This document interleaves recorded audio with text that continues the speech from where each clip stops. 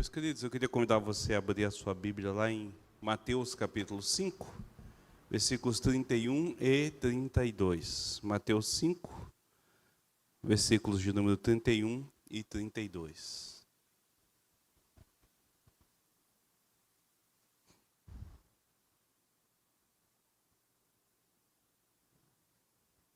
Mateus 5, 31 e 32.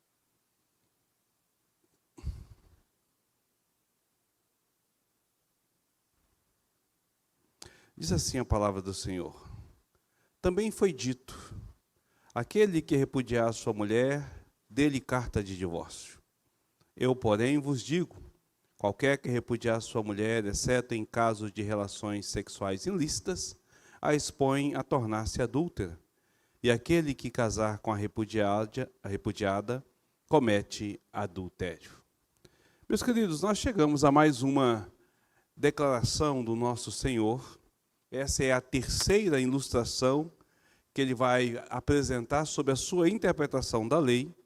E desta vez o Senhor então vai colocar suas asseverações sobre o divórcio, né? Este é um texto muito difícil. Ele não é nada fácil de ser interpretado, porque ele exige uma compreensão muito grande do contexto histórico da época,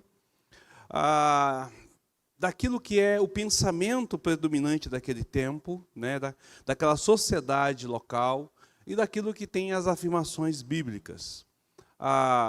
E nós também precisamos de abrir mão de algumas prerrogativas nossas, do nosso preconceito, da nossa maneira de enxergar, e eliminar qualquer ponto de vista machista ou feminista, para que a gente possa compreender exatamente aquilo que o texto está dizendo. Tá? Então, esse texto não é um texto de fácil interpretação. Você vai encontrar muita gente falando várias coisas sobre esse texto, e principalmente a forma como Jesus coloca esse texto. Mas para a gente poder estudar esses dois versículos, é preciso primeiro que a gente se lembre mais uma vez do pano de fundo que está por trás desses dois versículos, ou seja, do contexto que está ali. Nós sabemos que Jesus está dando o seu sermão, né? E esse sermão que ele está apresentando aqui, ele vai estar direcionando isso para um povo que é o seu povo, são os seus discípulos.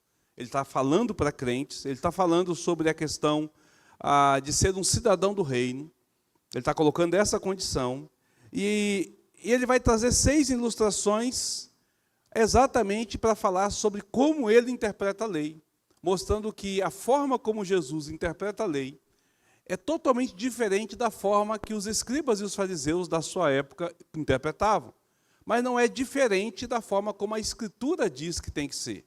Ele está em perfeita consonância com as Escrituras, mas está totalmente dissonante com os demais escribas e fariseus, com os demais doutores da lei daquela época. Tá certo? E Jesus começa afirmando que ele não viera para destruir a lei, mas ele veio para cumprir a lei. Então ele vai direcionar essa questão.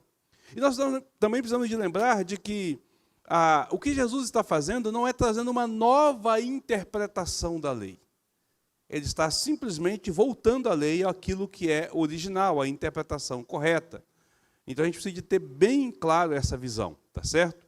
E aí, para a gente poder abordar e entender melhor esse texto aqui, né, para a gente poder compreender aquilo que é direcionado sobre este texto, nós precisamos de entender a lei na qual esse texto é retirado. Então eu queria convidar você a abrir a sua Bíblia lá em Deuteronômio, no capítulo de número 24, versículos de 1 a 4.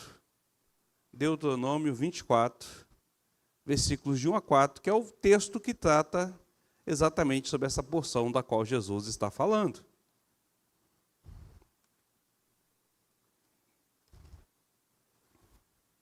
Deuteronômio 24, de 1 a 4. Se tiver um microfone ali, eu vou pedir para o Vitor fazer essa leitura para a gente, desses 4 versículos.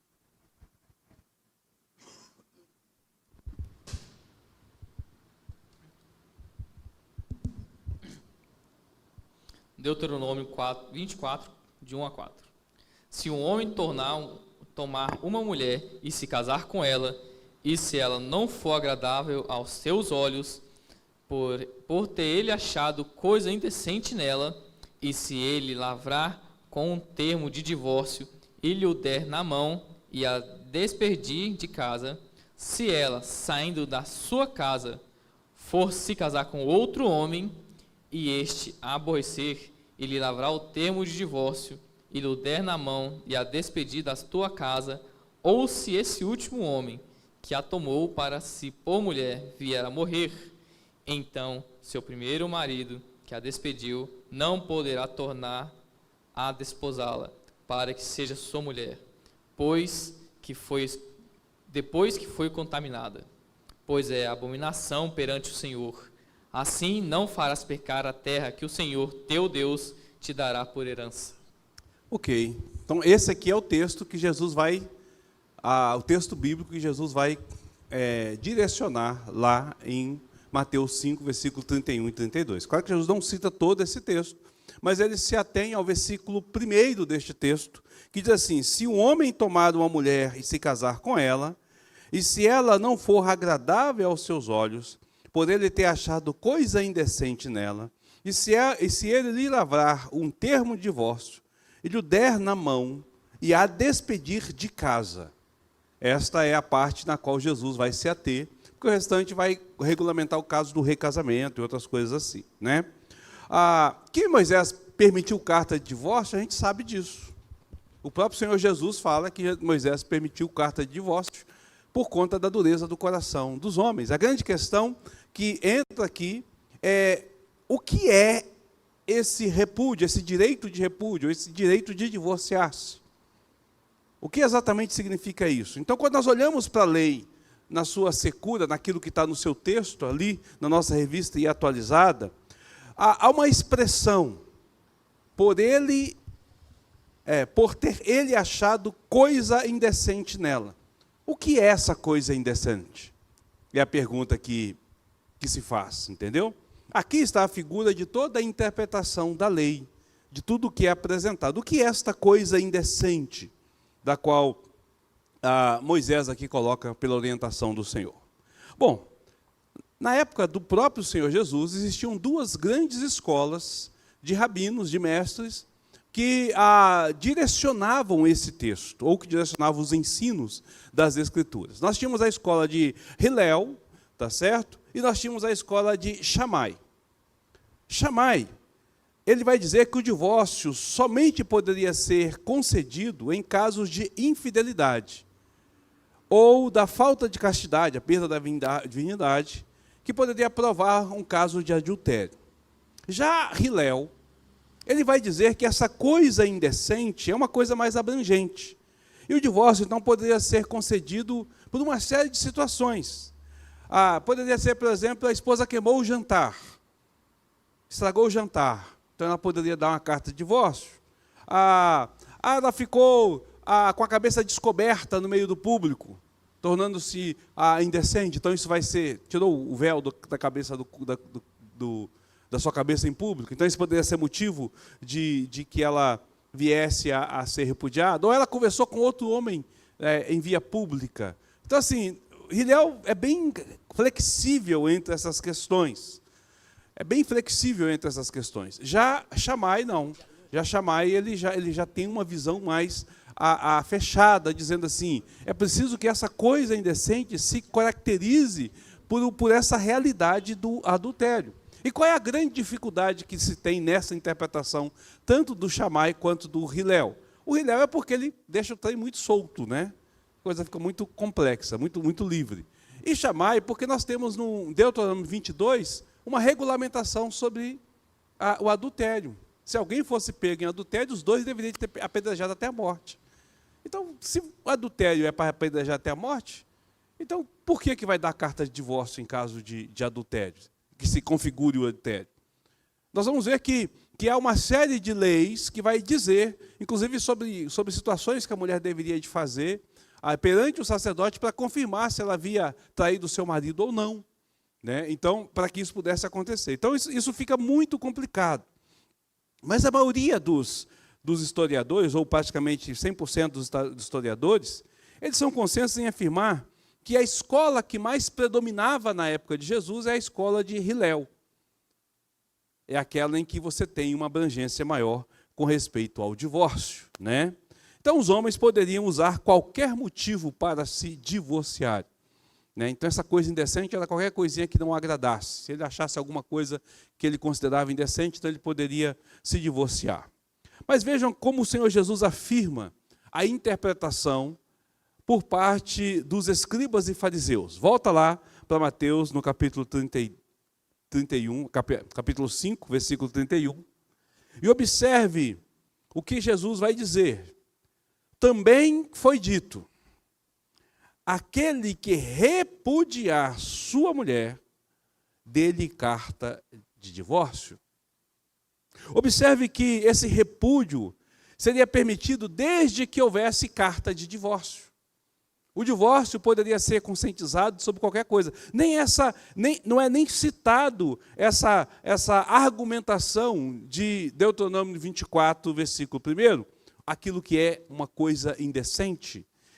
Né? Jesus diz exatamente assim: olha, vocês aí, os escribas e fariseus, costumam dizer o seguinte: é só lavrar a carta de repúdio, que aí o divórcio acontece. Pronto, acabou. Qual é o critério? Você só não pode separar se não tiver uma carta de divórcio. Se tiver uma carta de divórcio, você pode separar. Mas o texto bíblico vai dizer que é preciso encontrar uma coisa indecente. Se não encontrar uma coisa indecente, você não pode se separar. Tá certo? Então, mesmo os escribas da época de Jesus ainda haviam flexibilizado ainda mais a escola de Hillel. Porque a escola de Hillel vai dizer que há uma coisa indecente acontecendo. Né? Alguma coisa que desagradou de forma que isso tenha necessidade. Então Jesus está combatendo diretamente essa grande questão. Nosso Senhor Jesus vai então apontar para o princípio da lei e ele vai citar conforme aquilo que a escola Shammai diz. Eu, porém, vos digo: qualquer que repudiar sua mulher, exceto em caso de relações sexuais ilícitas, a expõe a tornar-se adúltera. E aquele que casar com a repudiada comete adultério. Nosso Senhor, ele vai dizer que o divórcio só poderia ser concedido em um caso específico. E ele usa aqui relações sexuais ilícitas. Porém, entretanto, todavia, Moisés não diz relações sexuais ilícitas. E aqui é que está a grande questão. Moisés diz coisa indecente. Por que Jesus vai dizer relações sexuais ilícitas, ou por que ele vai concordar com a escola de Shammai nesse sentido, se o texto está dizendo coisa indecente? É nesse termo que nós começamos a ter dificuldade no texto para os nossos dias atuais, para a nossa realidade atual. Porque não vai encontrar nenhuma outra colocação ou direção em relação a essas questões. Nós precisamos de aprofundar no estudo sobre o texto para compreender por que Jesus chama de relações sexuais ilícitas, em vez dele falar coisa indecente. Jesus não está cumprindo a lei? Ele não veio para cumprir a lei? Ele não veio para poder ensinar o que é certo da lei? Mas dá a impressão que Jesus está ampliando a lei, não dá? Que ele está colocando alguma coisa que não foi dita lá. E essa é a grande dificuldade da interpretação desse texto nesses tempos atuais. Porque alguns vão dizer assim: Jesus está dando uma interpretação melhor do que a interpretação de Moisés da lei, para afirmar Jesus está completamente certo naquilo que ele está falando. Só que fazendo isso, eles estão tirando exatamente a palavra de Jesus, da qual ele falou que veio para cumprir a lei e não para revogar ou mudar a lei. Não pode ser desse jeito. Outros vão dizer assim: Jesus então segue uma escola ali muito mais fechada, mais direcionada, e ele não se preocupa com a lei de Moisés, ele se preocupa com a aplicação da lei. Mas isso também é um problema, porque Jesus nunca fez isso. Ele sempre seguiu aquilo que é correto diante da lei. Então, por conta dessa dificuldade, você vai ter no nosso tempo atual, várias direções para o divórcio.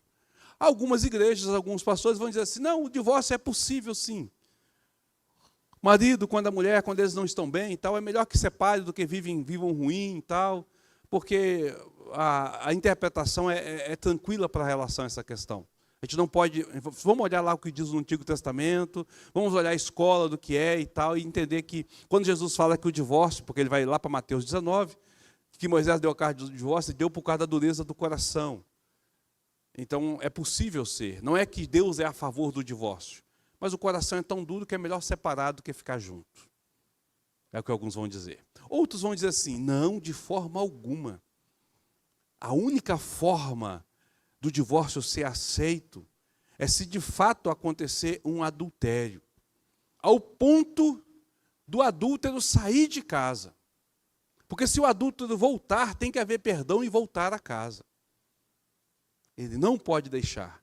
Porque Jesus falou que aquele que sai, se casar, vai estar cometendo adultério, porque teve a carta de divórcio. Então a pessoa tem que sair com outra pessoa para que ele tenha essa situação. Então você tem dois extremos nessa condição. E a pergunta é, o que Jesus quis dizer realmente? Qual é a interpretação correta à luz daquilo que nós podemos ver? O que ele está categoricamente afirmando? Bom, no texto original, em hebraico, a expressão coisa indecente, ela vai ter uma conotação sexual. Conforme disse o Dr. Murray, a palavra aqui, que é traduzida por inocente, ela geralmente se refere às genitálias, a descobrir as genitálias. Então, falta de pudor. Algo que seja falta de pudor. Então ele vai dizer que essa é a ideia que é apresentada. E ainda que não seja afirmado diretamente que o ato do adultério tenha acontecido para que alguém então fosse pego ali pelo adultério, num ato sexual ilícito, e aí fosse apedrejado até a morte, poderia ter havido outras condições em que caracteriza o adultério. E aí, por caracterizar o adultério, a carta de divórcio seria a melhor condição. Isso pegando o texto em relação a essa questão. Então, há um consenso de que coisa indecente aqui, ela se refere a um comportamento impuro, indecoroso, por parte da mulher. Ela tem um comportamento indecoroso. E alguns vão dizer que isso pode ser desde a mulher querer exigir recurso, dinheiro para poder ter sexo com seu marido, até o fato dela cometer exibicionismo, tirar sua roupa para mostrar o seu corpo, ou até o voyeurismo, que é ela querer olhar outras pessoas nuas, ou ver pessoas tendo relação. E poderia ser até a questão de uma fala lasciva, de uma leitura de textos lascivos, que não dizem correto a respeito do casamento. Então, hoje, no nosso caso, uma pornografia, essas coisas assim, né, poderia ser dito como essa coisa indecente. Bom, isso explica a conotação em respeito a Israel, lá em Deuteronômio, mas não explica em relação a Jesus. Vocês estão entendendo isso? Estão entendendo? Alguém tem alguma pergunta, algum comentário para fazer? Porque se vocês não estiverem entendendo, a gente reexplica novamente. Tá? O que eu estou colocando para os irmãos? Veja bem, o texto original de Deuteronômio, no capítulo de número 24, versículo 1, usa a expressão coisa indecente para caracterizar o repúdio por parte do marido. Essa coisa indecente, ela tem uma conotação sexual ou tem uma conotação lasciva. Geralmente ela é usada para exposição ou para descobrir as genitálias. Então a ideia aqui é uma questão nesse sentido. Então quando Moisés dá essa situação, a primeira coisa que a gente precisa entender é que Israel está dando uma concessão, é aquilo que Jesus falou, por conta da dureza do coração, para haver um divórcio. E isso poderia ser caracterizado com um exibicionismo, com um voyeurismo, com uma postura inadequada de uma mulher casada, ao ponto de envergonhar o seu marido, de achar aquilo ali ridículo. E aí ele poderia dar a ela a carta de divórcio. Irmãos, isso aqui é interessante a gente entender, porque quando Moisés dá essa carta, todos os documentos antigos, como o Código Assírio e o Código de Hammurabi, dá ao homem o direito de divórcio quase por qualquer coisa. E aí, o que Deus vai dizer é o seguinte: o divórcio só pode acontecer se o casamento for ferido. Se a honra do marido for ferido. E ele não está falando da mulher, porque naquela época era prática o homem dar a carta de divórcio. Apesar que em algumas culturas, como no caso da cultura romana, a própria mulher se divorciava do marido. Mas no Oriente Próximo, era mais comum o homem dar a carta de divórcio. Então, o que Deuteronômio está colocando é que o divórcio poderia ser dado desde que a honra do casamento houvesse sido ofendida. Provado isso. Uma coisa indecente tivesse acontecido. Entende? Então, algo que foi provado. Não necessariamente um ato de adultério. Ela foi pega com uma outra pessoa na cama. Mas uma outra situação que caracterizaria até o pensamento do adultério, ou a direção do adultério. Então, deveria de ser dada a carta. Porque se ela fosse pega num ato de adultério, tanto ela quanto o homem deveria de ser apedrejado até a morte, para esse mal ser retirado. Entenderam aí? O Ailton aqui, o microfone para o Ailton.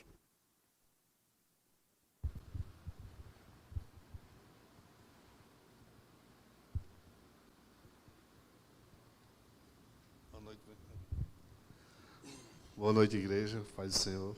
Pastor, é uma pergunta que praticamente, como eu conhecedor da palavra de Deus, eu conheço. Mas eu queria que o senhor falasse sobre isso. É sobre a questão seguinte.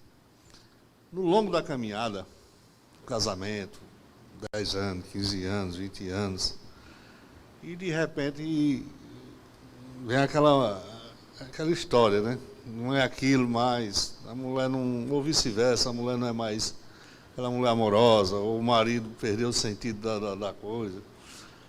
E como existem dois motivos aí, o senhor fala, que isso aí a gente somos conhecedor, né?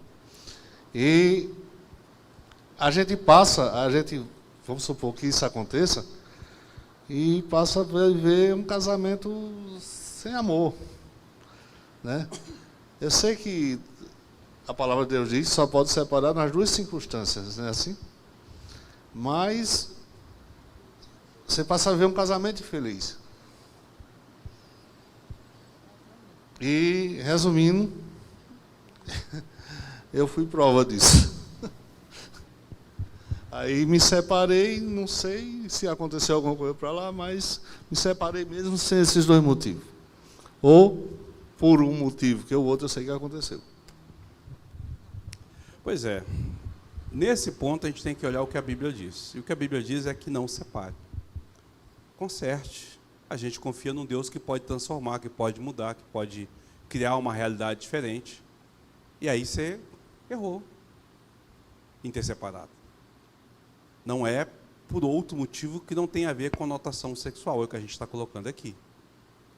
Então, se não há esse motivo, não há motivo para separação. Vamos lembrar aquilo que Jesus está dizendo aqui, porque ele está tratando exatamente aquela questão do cidadão do reino, cuja justiça deve ser maior do que o fariseu e o escriba. E o escriba falava assim: é muito fácil, a gente separa, cada um vai para um lado e a gente vai viver uma vida boa. Mas Jesus está dizendo assim: não, cara, você tem que pensar que o casamento é até que a morte separe. Lá em Mateus 19, Jesus vai dizer isso. Aquilo que Deus ajuntou, não separe o homem, porque isso não é desde o princípio. Ele vai dizer, ele vai chamar a atenção para aqueles que estão questionando Jesus. Aqui ele está ensinando. Lá em Mateus 19 ele é questionado. E ele vai dizer o seguinte: olha, isso não foi desde o princípio. O problema é a dureza do coração. Mas isso não deve ser motivo para o crente, porque o crente não deve ter um coração duro. E essa é que é a grande questão. O coração dele deve ser amolecido pelo poder do Senhor. E deve de buscar essa situação, para que ele possa tomar essa postura. Deixa eu ir para a realidade logo. É o seguinte, veja, quando eu separei, eu já não tinha assim, por conta dos erros, né, vice-versa, e eu já não tinha mais a vida conjugal, praticamente não tinha mais. Certo? Eu voltei para a igreja, passei a dormir separado, porque a esposa já falou que não queria mais. Então eu me achei no direito de separado e diante da palavra de Deus. Se eu pequei, você vai me dizer agora. Entendeu? Porque eu dormia num canto, a mulher dormia no outro. Algumas vezes que eu tentei voltar para a cama, ela disse que não acostumava mais com o marido que tinha. Então, ela me deu o direito, eu creio que ela me deu o direito de eu dar a carta de divórcio dela. Mesmo sem saber escrever essa carta de divórcio. Ai, ai. Irmão, não deu não. O que ela fez não tem nada a ver com o que a palavra de Deus diz. Aí é que está grande o peso do casamento. E é por isso que é tão difícil a gente entender isso quando nós olhamos à luz daquilo que Jesus está dizendo sobre o Evangelho. Tá certo? Não deu. Ah, mas e agora? Nós vamos chegar lá. Nós vamos chegar lá. A grande questão é que a gente precisa de entender que há um motivo pelo qual isso deve ser feito. Vamos começar. Eu vou chegar lá para te dar uma resposta mais clara, para isso aí, mais tranquila a esse respeito. Para tranquilizar o seu coração, que você deve estar aflito aí. Mas antes eu preciso de mostrar para os irmãos isso. Veja, a coisa indecente é algo que prejudique a moral do casamento, correto? Em nenhum relacionamento isso vai poder ser aceito de forma conveniente entre os cristãos, né? Entre o pessoal do mundo, não. Isso aí é normal, não tem problema nenhum. Mas entre o cristão, isso é algo ruim. Porém, o que Jesus está dizendo, quando ele coloca isso, é que é preciso haver o ato para que você possa haver a separação. Por quê? Porque lá quando Jesus fala do adultério, ele já coloca a condição de pecado. Percebe? Quando ele fala assim, se o homem olhar para a mulher com um olhar impuro, ele já adulterou com ela. Bom, ok. Ele vai separar? Vai acontecer? Vai tratar essa situação, haver perdão, lidar com essa realidade. A pessoa precisa entender que ele está em pecado. O casamento precisa ser restaurado, essa é a ideia que é apresentada. Aí Jesus vai dizer o seguinte, mas quando há uma relação ilícita, aí há o direito de divórcio. Quando há uma relação ilícita. Porque ele está justamente trabalhando aquilo que ele coloca lá em Mateus 19. Por conta da dureza do coração é que o divórcio acontece. Consegue entender isso? Por mais difícil que seja, por mais duro que seja, é o que o texto diz. A gente não pode ir além do que o texto diz. Tem que ser exatamente aquilo que o texto nos apresenta, tá certo? Qual é a razão dessa declaração? Primeiro a gente precisa entender o que significa o casamento.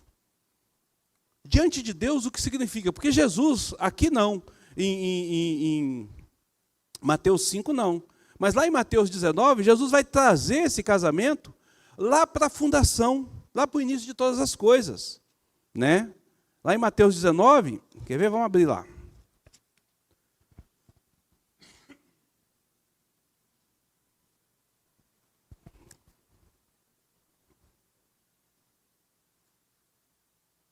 Mateus 19, versículo 3, olha só o que é que diz.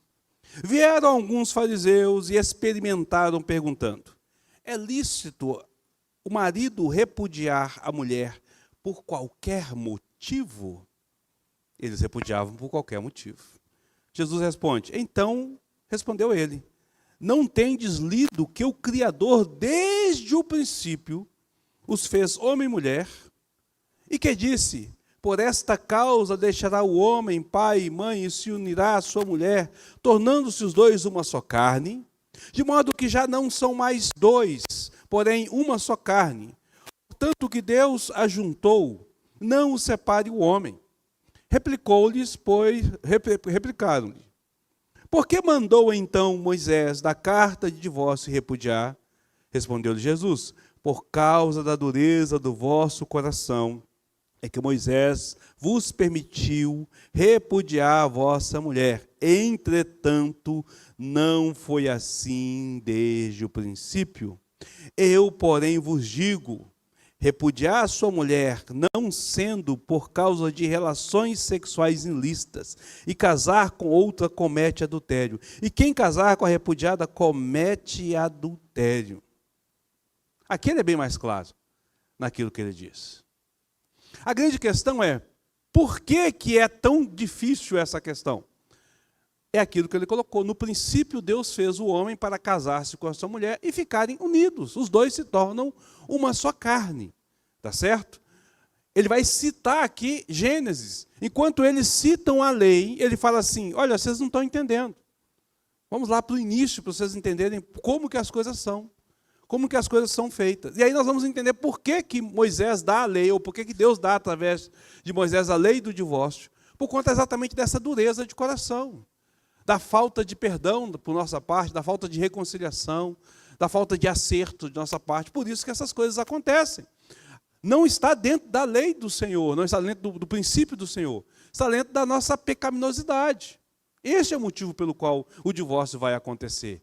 É o que ele vai dizer. Exceto em caso de relação ilícita. Por que ele vai dizer isso? Porque o casamento, queridos, ele é uma junção mística de duas pessoas tornando-se um só.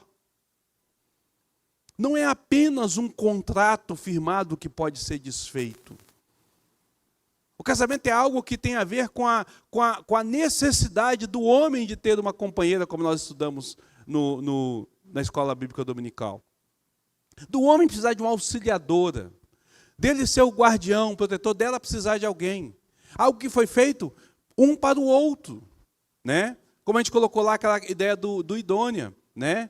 É uma peça de quebra-cabeça que se encaixa na outra, de forma perfeita.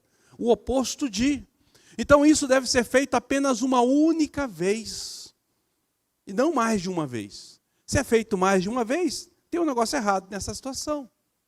Entende? Por isso que o divórcio não deve fazer. Então qualquer outro motivo que não seja o rompimento desse laço, e esse rompimento acontece pela relação sexual ilícita. Não deve acontecer. Que não seja por isso, não deve acontecer. Elieide.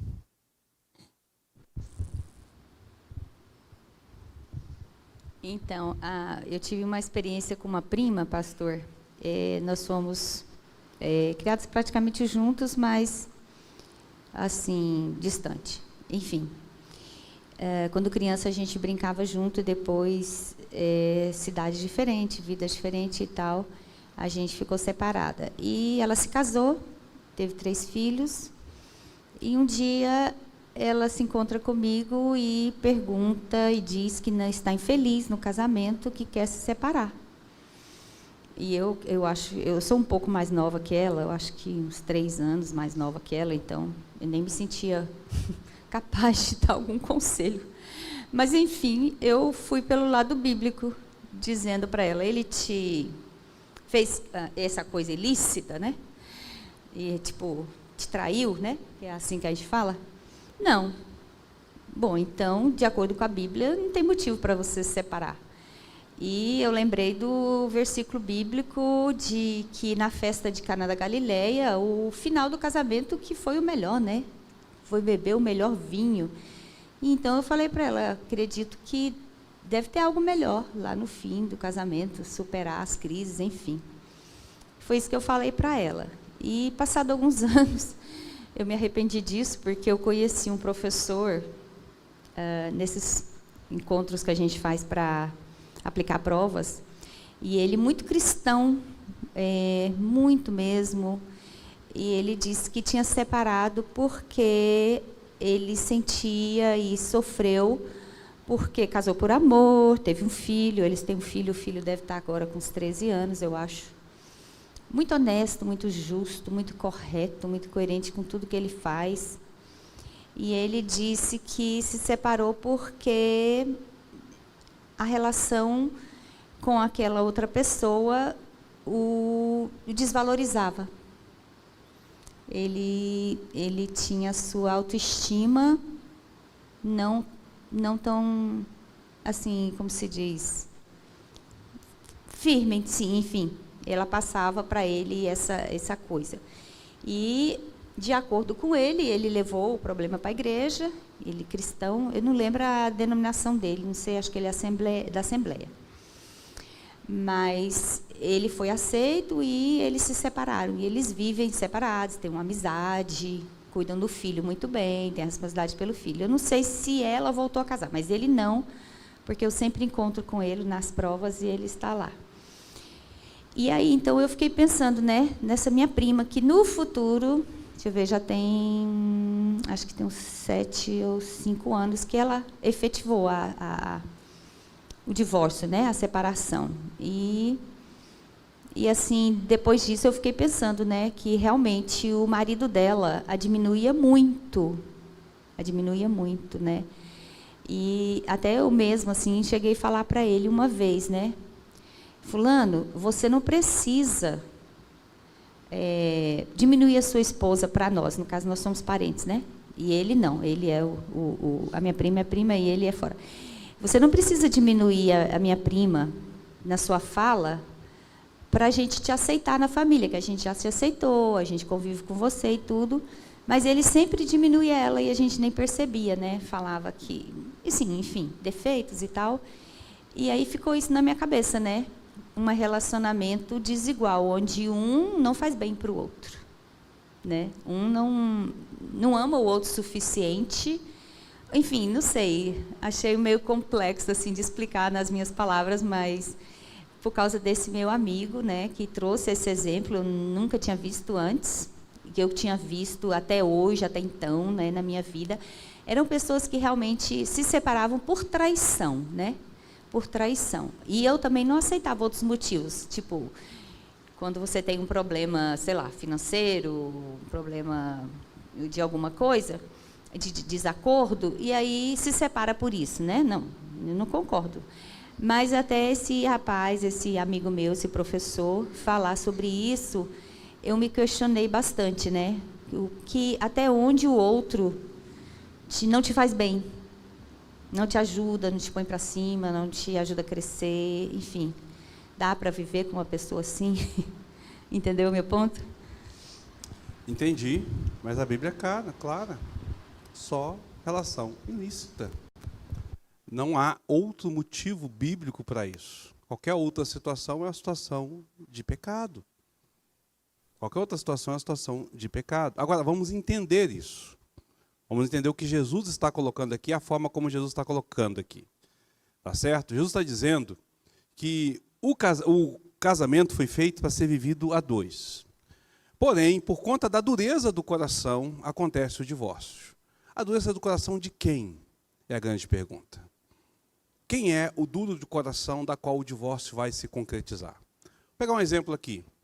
A pessoa casa com um cara abusador. Ele a espanca, ele a bate, a vida dela está em risco, a vida do filho está em risco. Ela vai viver com esse cara? Só se ela for louca. Ela vai separar. Agora, ela já estava errada em casar com ele. Esse cara não transformou. Gente, ninguém transforma. Ah, ele era bonzinho, mudou. Não, ele já era abusador. Essa é que é a grande questão. A sua prima casou, o cara já era assim, já diminuía, e ela nunca percebeu. Foi iludida, romantizando as coisas e fez besteira. Entende? Então a grande questão é, Jesus está chamando a atenção, primeiro, para que a gente preste atenção quando a gente for casar e com quem a gente vai casar. É importantíssimo observar com quem a gente está casando. A gente nunca vai casar com a pessoa perfeita. Mas a gente pode casar com a pessoa melhor ou pior, dependendo da forma como nós olharmos para o casamento. Primeira coisa que a gente precisa entender é isso. Primeira coisa que a gente precisa entender, Jesus está colocando para esse ponto. Segundo, estou casado? Estou. O que eu faço para o meu casamento ser melhor? Agora, eu como cristão, qual é o meu posicionamento para que o meu casamento seja melhor? O que eu tenho investido no meu casamento para que ele possa fazer melhor? Nós estudamos sobre isso, estudando o papel do homem e da mulher. Eu fiz a pergunta aqui, exatamente na escola bíblica dominical, se Deus pede o homem para amar, e o amor acabou entre os dois, de quem é a culpa? Quem é o responsável por nutrir esse amor, por cativar, por fazer? É o homem. A responsabilidade é sua. Você não pode pedir a sua esposa para cativar o amor. Você tem que cativar. Onde é que você falhou nesse ponto? Agora, se a mulher não consegue ser submissa, onde é que ela precisa de melhorar? Por isso que é importante ser entre cristãos. Eu vou deixar você falar. Para que eles possam estar se unindo. Para que eles possam estar olhando. Nós olhamos para a palavra de Deus. Gente, a primeira coisa que eu preciso entender é que o casamento não é para que eu seja feliz. O casamento é para que Deus seja glorificado. A felicidade é consequência de Deus ser glorificado. Nós casamos errado. Nós casamos errado. Eu não estou para fazer a Deliane feliz, eu estou para glorificar ao Senhor. Mas quando eu glorifico ao Senhor, eu faço tudo que a Bíblia manda e ela vai ser feliz. Ela não está para me fazer feliz. Ela está para glorificar o Senhor. Mas o que acontece se ela obedece ao Senhor? Poxa, você é o mais feliz do mundo, nós dois somos crentes. Vamos descobrir a felicidade juntos, vamos caminhar juntos em relação a isso. Entende? Então não há desculpa quando diz assim, não, porque eu sou infeliz, porque isso, porque aquilo. Cara, tem que arrumar. Tem que dar um jeito de arrumar. É o princípio que está dizendo. Não tem outra coisa. Tem que buscar isso. Buscar diante do Senhor, buscar diante das coisas. Aí é onde eu falo, casar com uma pessoa descrente, como é que vai ser? Ele vai aceitar esse aconselhamento, vai aceitar esse ensinamento, vai aceitar essas coisas? Não vai. Deus vai ser glorificado na sua atitude, quando ele diz que não concorda com o divórcio, que é uma dureza de coração, ele vai ser glorificado? Mas tem solução para isso. E é isso que a gente vai estar estudando. Deixa só a Selma falar ali.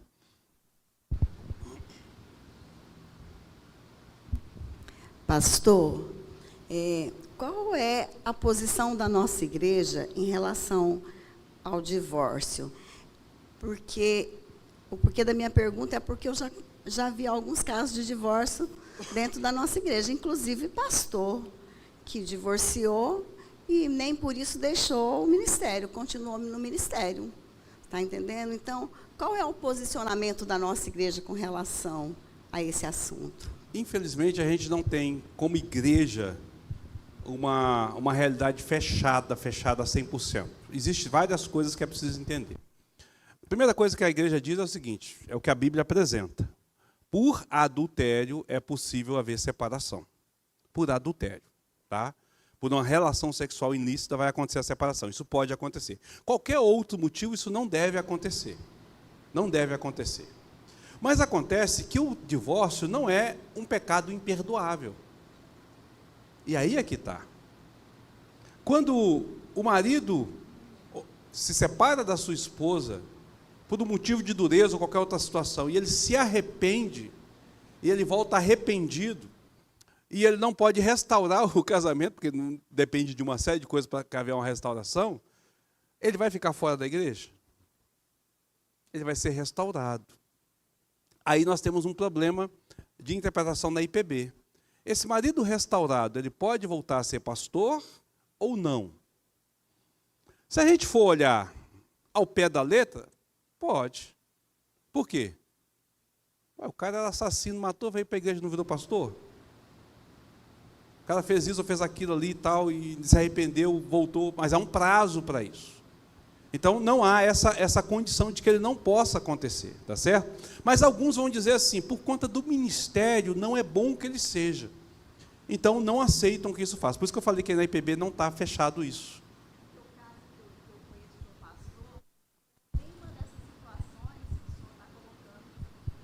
Então, foi falha do presbitério. Foi falha do presbitério. E esse é o nosso segundo problema. Nós temos entre nós liberais, pastores com a mente liberal, que não funciona dentro do contexto. E aí, automaticamente, você não cumpre aquilo que precisava de ser feito. Entendeu? Infelizmente, a gente tem isso. Então, se ele separou, ele teria que passar por um período de disciplina. Ele pode ser restaurado? Pode, mas vai demorar. Ele tem que provar que houve arrependimento, que houve essa questão toda e tal, para que ele pudesse voltar, né? Eu conheço pastores que voltaram, mas assim, com muita dificuldade. Não foi assim, foi lá e acabou, não. Né? Inclusive pastores que fizeram isso por conta exatamente de adultério, separaram por conta de adultério. Eu conheço pastores que voltaram, mas demorou um tempo. Alguns demoraram décadas, ou demoraram anos para que isso pudesse acontecer. E conheço pastor que não quis voltar para o ministério mais. Ele falou, não, nunca mais eu subo no púlpito para pregar, porque a minha vergonha é muito grande, porque eu maculei o ministério pastoral. Mas isso aí é entre ele, né? Eu não vejo dessa forma que precisa de chegar a esse extremo. Mas tem gente que chega a esse extremo. Mas é preciso passar. Então, se há uma restauração, isso acontece. Não houve restauração. Ok, a igreja falhou em aplicar a disciplina. A igreja falhou em aplicar a disciplina. Aí nós temos um outro problema no dispositivo da IPB. Disciplina que não foi aplicada em 2 anos não pode ser mais aplicada depois de 2 anos. Se não foi aplicada, daqui a 2 anos não pode mais. Eu tomei conhecimento da situação, demorou 2 anos para ser aplicada, não pode mais. É um dispositivo dentro da IPB. Aí, você não tem como você lidar com essas questões, entende? Então, esse é o problema. Muitas vezes a gente acontece, não que a igreja aceite isso, mas perceba, entre a cúpula e a igreja local, nós temos o presbitério e o sínodo. Se o presbitério aqui não faz o papel sobre a igreja local, o Supremo não fica sabendo. E aí é um escândalo para a igreja, é uma coisa vergonhosa para a igreja. Né? É uma coisa vergonhosa para a igreja. E um exemplo horrível diante daquilo que teria. Entende? Então, qual é a solução que se apresenta? Jesus vai dizer aqui que o ideal, então, é que permaneça casado. Ok, mas eu não fiz isso. Não fez isso? Cumpra a disciplina. Ah, eu me arrependi, voltei à presença do Senhor. Ok, vida nova que segue. Vida nova que segue.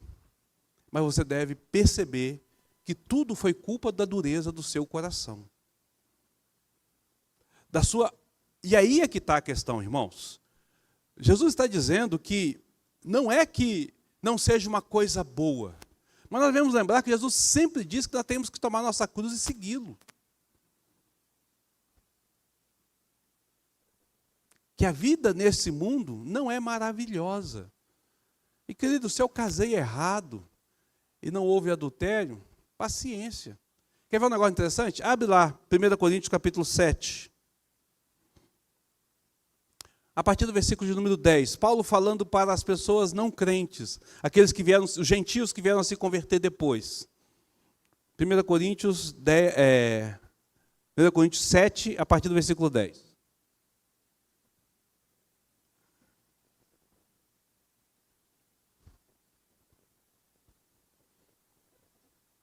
Ele vai dizer assim: ora, aos casados ordeno, não eu, mas o Senhor, que a mulher não se separe do marido. Olha essa coisa interessante. Jesus fala que o homem não se separe do marido, mas Paulo vai dizer que o homem não se separe da mulher.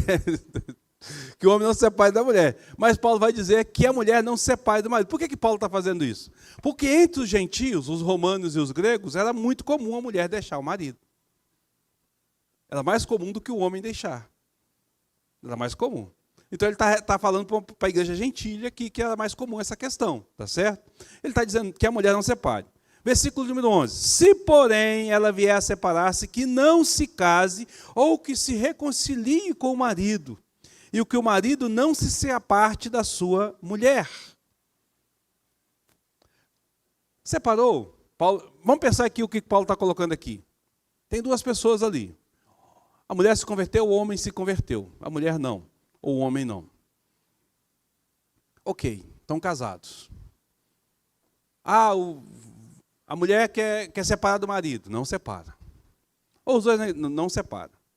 Vamos separar. Ok, é viúva agora. Não se case mais.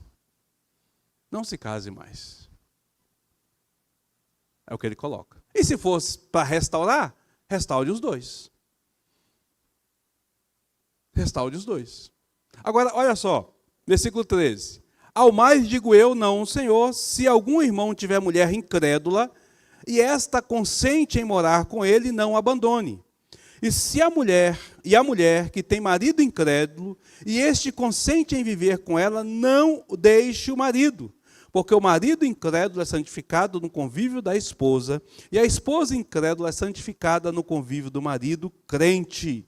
De outra sorte, os vossos filhos seriam impuros, porém, agora são santos. Vamos entender só uma coisa aqui. Paulo vai dizer assim, agora digo eu, não o Senhor. Quando Paulo diz assim, digo o Senhor, assim diz o Senhor, ele está citando o Antigo Testamento, que regulamenta Israel, ok?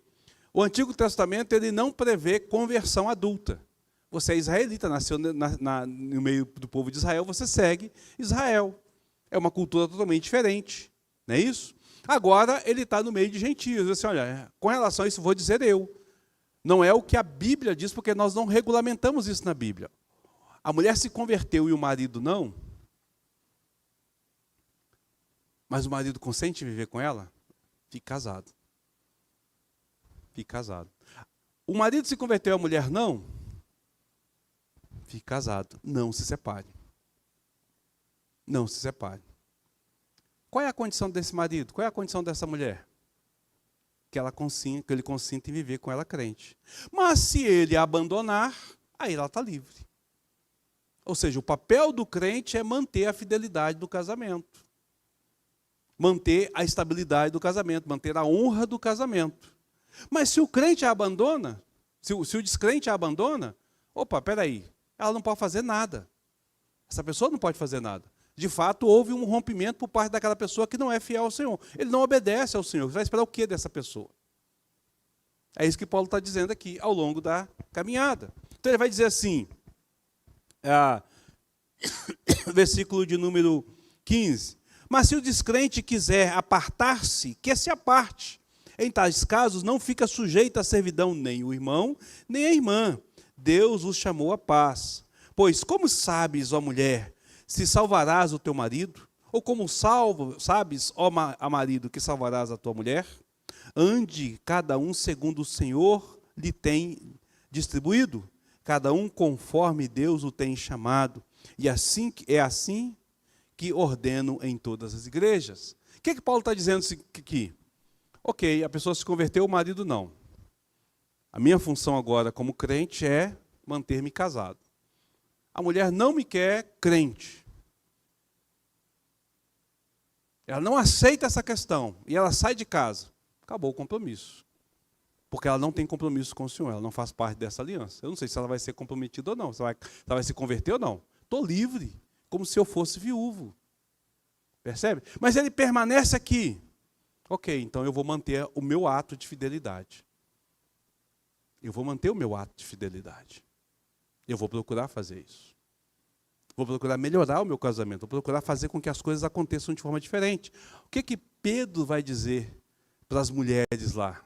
Mulheres, não seja o adorno do cabelo, mas a vida cristã que o seu marido veja.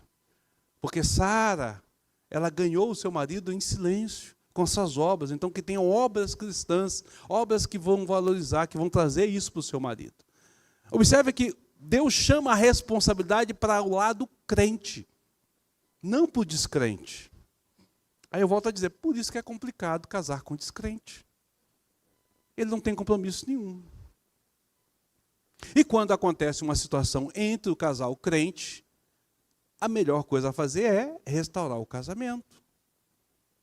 Restaurar o casamento. Você não precisa de viver infeliz. Não precisa de viver infeliz. Agora, separou? Não teve jeito? Não tem solução? Ok, fique solteiro. Permaneça solteiro.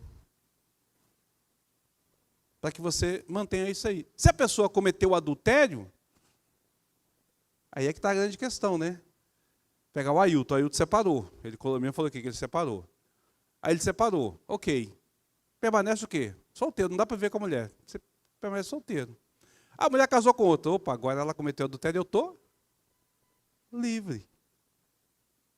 Porque ela não guardou a separação, aquilo que Paulo prescreve dos dois permanecerem solteiros. Quebrou-se o laço pelo adultério.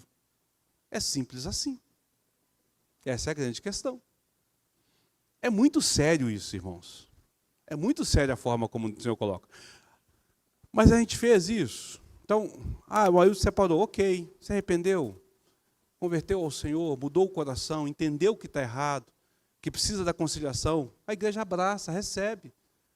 Vida que segue.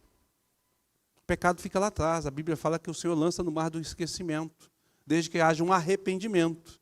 Mas a intenção de Jesus aqui é dizer que nós temos que ter o casamento em mais alta conta. Que a gente não pode brincar com a vida. E que nós temos uma responsabilidade muito grande em trazer toda a realidade para o lar cristão. É isso que ele vai dizer. O que ele está apresentando aqui é que, observe que ele começa dizendo o seguinte: o adultério começa com o pensamento, com seu desejo lascivo. Ok? Ele vai terminar com as relações ilícitas. qualquer outra coisa você pode tratar e mudar essa realidade. Mudar essa realidade sobre a sua vida. Né? Porque aí você está quebrando o voto do casamento. Você está se unindo a outra pessoa, tornando-se uma outra carne com outra pessoa, e aí você está com um problema. Se a gente segue isso aqui, a gente para de banalizar o que acontece com a vida cristã hoje. Separa-se por qualquer motivo. Há 30 anos atrás, quando eu me converti, a estatística dizia o seguinte: entre os cristãos brasileiros, a taxa de divórcio era em torno de 10%. Sabe qual é a taxa de divórcio entre os cristãos hoje? 72%. De cada 10 casamentos, 7 vão terminar. Cada 10 casamentos, 7 vão terminar. Está cada vez mais comum entre os cristãos se separarem, porque justamente não estão observando essa questão. Há 10 anos atrás, entre os pastores, o divórcio acontecia em torno de 1%. Hoje já chega a 20% entre os pastores o divórcio. Separa por qualquer motivo. Não se busca mais a reconciliação, não se busca mais o tratamento, não se reconhece o pecado, não se busca perdão, não se trata relacionamento, não se estuda a Bíblia a esse respeito. E sabe o que isso significa para a gente, irmãos? Significa que nós não confiamos no Deus que servimos. Nós não confiamos nos Deus que servimos. Nós estamos vivendo como o mundo. Porque Deus pode mudar a estrutura de qualquer casamento. Nesses 30 anos de crente, desses mais de 20 anos em gabinete, eu já vi milagres maravilhosos acontecendo em casamentos que buscaram ajuda e que estiveram buscando o Senhor. Já vi coisas maravilhosas acontecendo. Mas aí a pessoa não tem tempo, não quer esperar, não sabe fazer, ele está preocupado com a felicidade dele, está com o individualismo, vai estragar a vida dele. A Adeliane quer falar?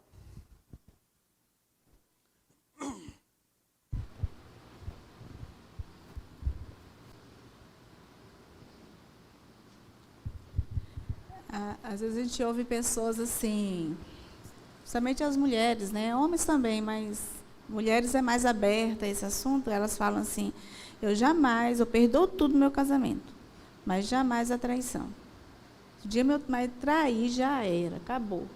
Aí, um tempo aí eu conversando com a pessoa e ela veio e trouxe isso de uma amiga, né? Que ela jamais perdoaria o marido se o marido a traísse. Aí eu falei assim: será que existe algum pecado que Deus não perdoe?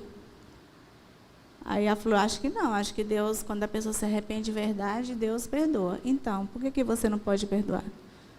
Né? Então, é um pecado. Né? Então, nós devemos perdoar uns aos outros assim como Deus nos perdoou. Então, a primeira coisa, você não deve ficar sofrendo agora, antecipadamente, por uma coisa que não está acontecendo, entendeu? Com esse medo da traição, porque se o seu marido é crente, ele não vai pender para esse lado. E se caso, por um acidente acontecer, então, pensa nisso. Pensa em liberar esse perdão, né? Pensa, assim como Deus me perdoou, eu também devo perdoar. Porque cada caso é um caso, cada situação é um assunto extenso, cada situação, tem mulher que está doida para o marido trair para ela separar dele. Né? Na verdade, no mundo, está doido para... Então, é um caso da gente que teme a Deus pensar. É perdão, exige o perdão. Sem o perdão, não há restauração. Eu também queria falar uma coisa que eu ouvi de uma mulher, uma vez, muito sábia. Quer dizer, eu a considero muito sábia, porque ela está casada até hoje e vive muito bem. E ela foi questionada o seguinte: se seu marido te traísse, qual seria a sua reação? E ela respondeu: eu ia perguntar para ele onde é que eu tinha falhado, para a gente achar o nosso caminho de novo juntos. E assim ficou isso na minha cabeça, né? E as mulheres, igual a Adeliane falou, né? Vivendo nesse século de ansiedade, de loucura, já estão querendo que a coisa aconteça para poder ficar... alguma coisa está errada, para ficarem livres da situação. E essa mulher de que eu estou falando, ela está casada até hoje, muito bem casada, e dá muitos bons exemplos, então é admirável o conselho dela. A gente tem que levar em conta aquilo que Jesus disse, né? A dureza do coração vem em primeiro lugar. A ideia mesmo em caso de adultério, se há arrependimento, o primeiro passo é a reconciliação. Às vezes torna-se impossível isso. Às vezes é uma situação extremamente difícil de ser feita, mas às vezes é possível fazer. O primeiro passo é o perdão e a reconciliação, né? O primeiro passo é o perdão e a reconciliação. Mas aqui o que nós temos que estar atento ao que o Senhor Jesus está dizendo é que Ele está chamando a nossa atenção para o fato de que o cristão tem uma grande responsabilidade com o reino. Que a gente não pode fazer da palavra dele de qualquer forma ou interpretar do jeito que a gente quer. Que a gente precisa de entender exatamente o que ele quer, o que a sua palavra diz, o que o seu ensinamento diz. Que a gente precisa primeiro prestar atenção e entender que o adultério ele não começa na cama. Ele começa nas intenções. E se eu começo a vigiar as minhas intenções, a coisa mais difícil é terminar no adultério. Mas se terminou no adultério, então as minhas intenções foram antes. Essa que é a grande questão. Eu rompi o meu laço, eu rompi o meu compromisso, né? Aí nós vemos hoje assim, não, porque eu tenho que me apaixonar, tenho que amar. Gente, pelo amor de Deus, eu fico olhando para a Bíblia e fico impressionado. Quem na Bíblia casou por amor? Que se apaixonou na Bíblia e falou assim, eu estou apaixonado e vou casar com ela. Todos os casamentos na Bíblia são arranjados. Foram arranjados ao longo do caminho. Tá certo? O amor é cativado ao longo do casamento.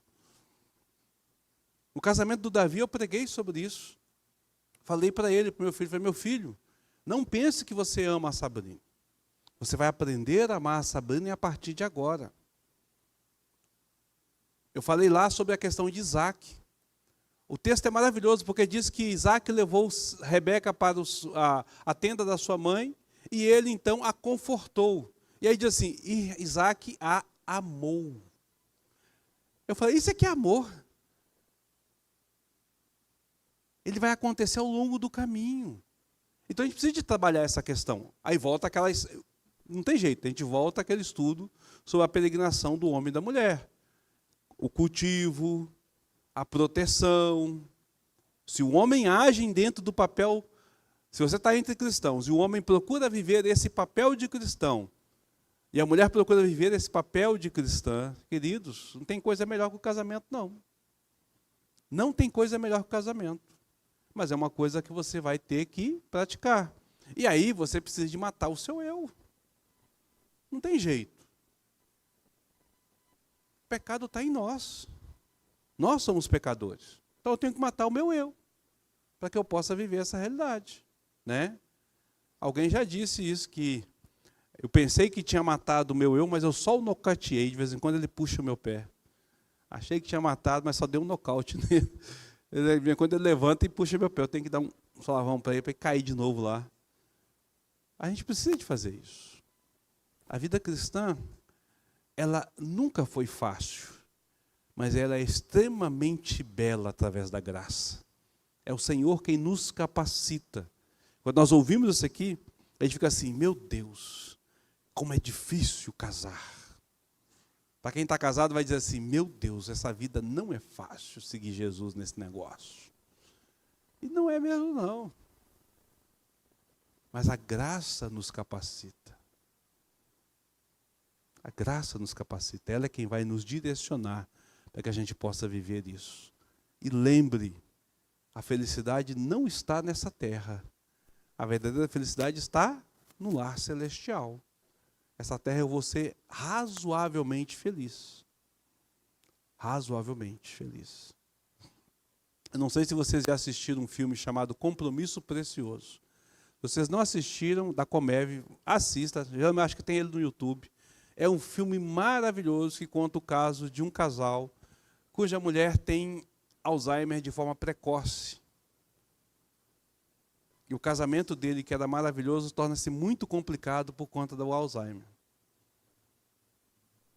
Mas o filme é lindo na sua forma como ele lida, do quanto Jesus transformou a vida dele para que ele pudesse cuidar da sua mulher com Alzheimer. E quanto isso impactou o filho. E tem um negócio interessante. Esses filmes da Comev, geralmente, eles são cartas da cruzada do Billy Graham, de pessoas que viveram experiência e escreveram, e alguns viraram filmes. E esse filme, então, ele tem um relato real por trás. Não é só uma ficção escrita, entende? Então é muito legal isso. Dá uma lida lá, dá uma olhada que você vai ver assim, não, é maravilhoso. É Deus quem nos fortalece e nos direciona. Alguém mais tem algum comentário? Presbítero Luiz, a nossa irmã Eudmária ali também.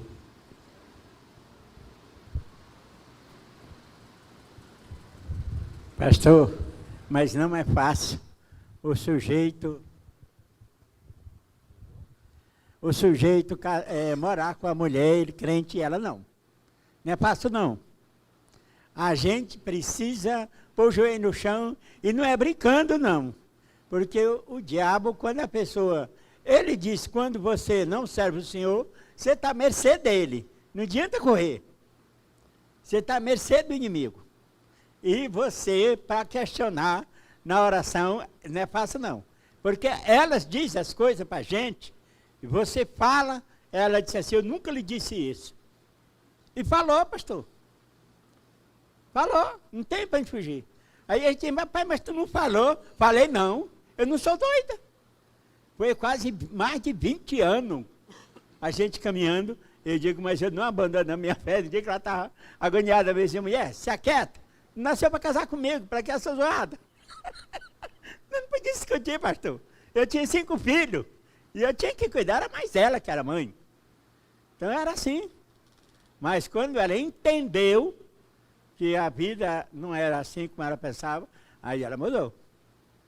Mas foi uma luta. Mas depois eu entendi que Deus estava me provando para o meu caminhar hoje. Talvez se eu não tivesse passado por aquilo tudo, eu não tinha a estrutura que eu tenho hoje para lidar com meus filhos, meus netos, a igreja. Talvez eu não tinha. Porque tinha dia que eu olhava para assim e digo, meu Deus, será que essa mulher mesmo aqui que você escolheu para mim? Mas era ela, não tinha para onde fugir. Mas não é fácil não. O caboclo tem que ter muita estrutura. E sim, não é que ele ter estrutura, é buscar o Senhor, viver na dependência de Deus para poder caminhar. Porque você não caminha não. Porque o inimigo usa a história.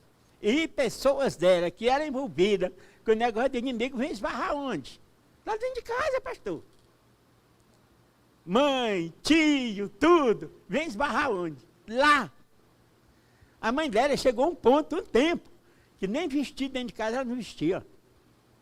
Aí os pastores foram lá, engraçado, pastor, no dia que eu me converti, ela vestiu.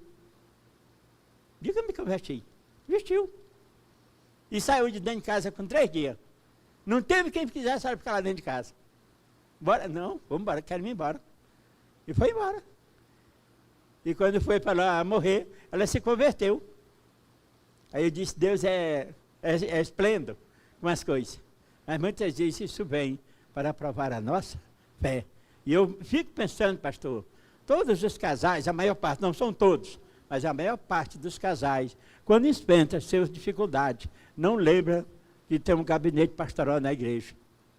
Ele não lembra que lá tem um pastor, lá tem um conselheiro, tem uma pessoa que lhe orienta. Não lembra. Estou decidido, pronto. São essas coisas, aí você entende. E a palavra? Como é que faz do conserto, da reestruturação? Tudo isso a gente vê. Mas a gente que passou por isso, não é tão simples assim. Um homem crente com uma mulher descrente. Não é simples assim. Amém. Aí eu Eudmária quer...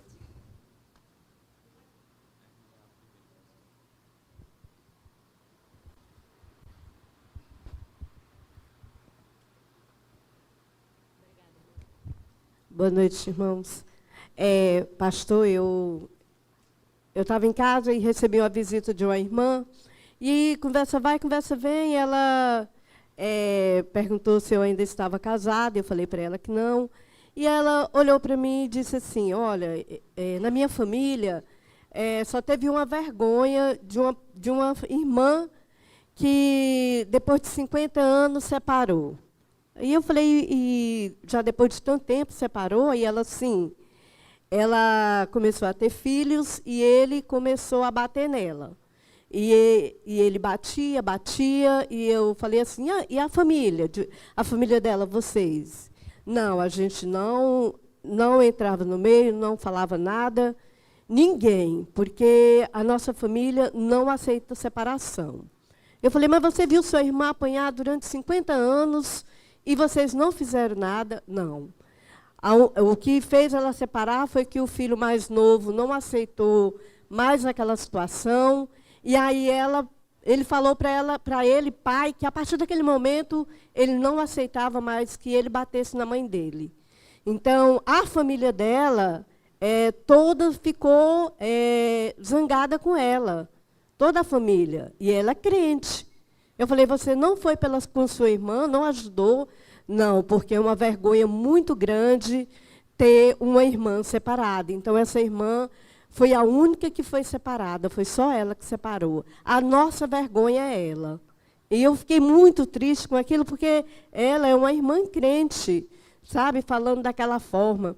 E eu até, não, mas os tempos dela, até que a gente dá, sei lá, releva, não sei.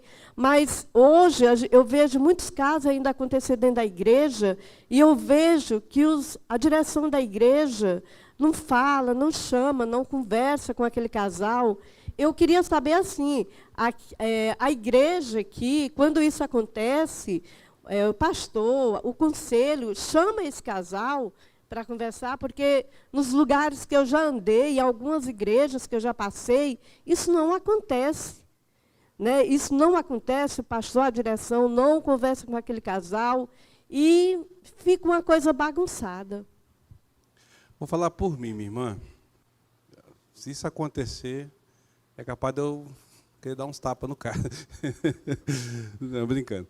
A gente conversa assim, né?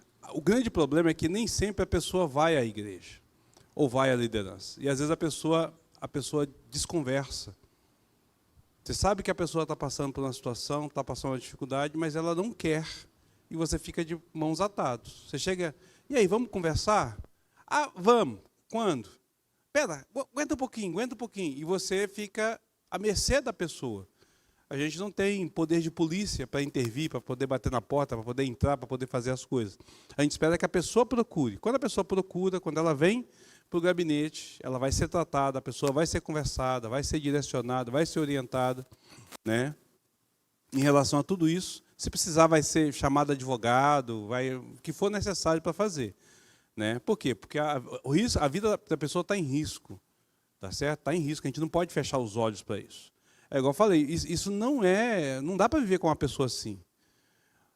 Né? Ela vai ter que separar, não tem jeito, a vida dela está em risco, a vida dos filhos estão em risco. Né? Ela está sendo e não é só nisso, não. Às vezes também por uma questão moral, entendeu? Por assédio moral, por abuso moral. Né? Então precisa de ter isso aí. O primeiro passo é a conversa. Nesses casos, eu vou falar assim, pastor, como é que você faz nesse caso? Se eu tenho um pessoal com quem eu vou conversar, um casal, cujo marido é abusador, ou a esposa é abusadora, que às vezes acontece a esposa ser abusadora, ou a esposa é abusadora, a primeira coisa é mostrar para a palavra do Senhor. Mas a pessoa não é crente. Se ela não é crente, eu não posso fazer nada. Eu posso falar com ela, mas não vai adiantar nada. Se ela é crente, eu vou conversar com aquela pessoa e vou apontar o caminho que ela deve fazer. Se isso não resolver, se a pessoa está com o coração extremamente duro para isso, Moisés deu a carta de divórcio. Mas qual a minha orientação para aquela mulher ou para aquele homem? Permaneça solteiro. Não casa de novo, não. Espera no Senhor, deixa Deus fazer a obra, deixa Deus fazer, porque é o que a Bíblia diz. Essa pessoa que separou de você, com quem você separou, ele vai acabar tendo outra pessoa. Aí você vai estar livre. Não cometa o adultério. Deixa que ele cometa. E geralmente já tem. Quando a pessoa é abusada, geralmente já tem adultério no meio. Entendeu? Isso já existe há muito tempo. Então é uma outra realidade. Né? Mas você tem que tratar dessa questão. Então você vai dizer o que a Bíblia apresenta para ser feito. Entende? Mas a grande dificuldade é que às vezes a pessoa, todo mundo sabe e a liderança não sabe, porque nunca chegou no ouvido da liderança. Não chegou no ouvido da liderança porque a pessoa não falou e porque ninguém da igreja teve coragem de falar assim, eu quero ajudar essa pessoa. Né? Então você não consegue fazer. A nossa irmãzinha ali, a Cel.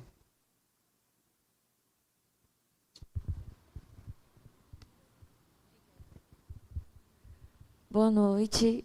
Eu só queria saber se tem algum encontro de casais que possa ser estudado melhor. Eu e o meu esposo, a gente tem só 2 anos, praticamente, casados. E desde que meu filho nasceu, eu passei por muitos problemas mesmo. Que a gente pensou, sim, no divórcio. Cheguei a ir para a casa dos meus pais. Mas Deus foi misericordioso, tocou o coração do meu esposo. E minha família, que é toda católica, e eu cresci, né, no catolicismo, hoje tenho uma paz no meu coração por estar aqui, por estar acompanhando ele, Amém. onde ele me mostrou esse caminho.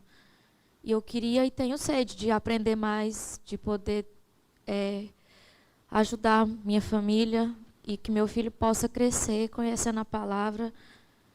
E eu sinto essa necessidade, essa sede. Amém.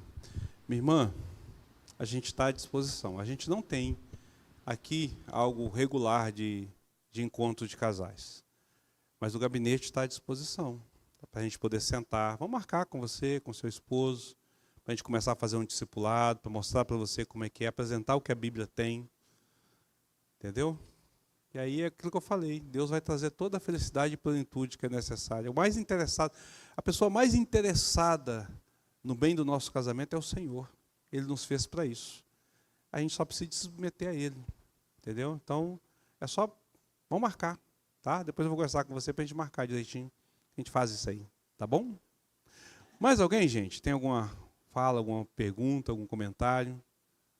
Senão nós vamos encerrar por aqui. Semana que vem a gente retorna com outro tema. Eu sei que esse assunto tem muita coisa para falar e tal, mas a gente está estudando o Sermão do Monte, vamos ficar só naquilo que a gente está estudando a esse respeito aqui. Tá certo? Vamos colocar de pé então para a gente poder orar e encerrar esse momento?